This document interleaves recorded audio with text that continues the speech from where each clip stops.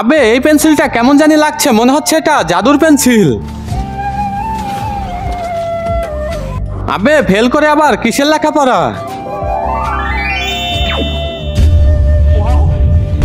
আবে দাঁড়া বলছি, আমার কলম আমাকে দিয়ে দে। এই জাদুর পেন্সিল দিয়ে আমি এখন একটা সুন্দর মেয়ে বানাবো।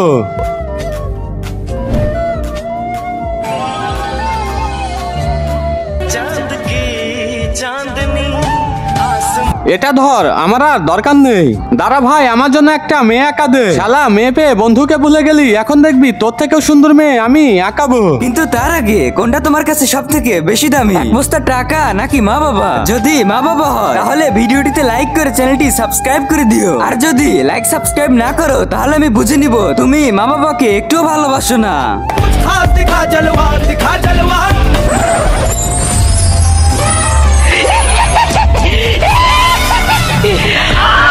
আরে এটা কেমন মেয়ে? বাবু আই লাভ ইউ, তোকে আই হেট ইউ।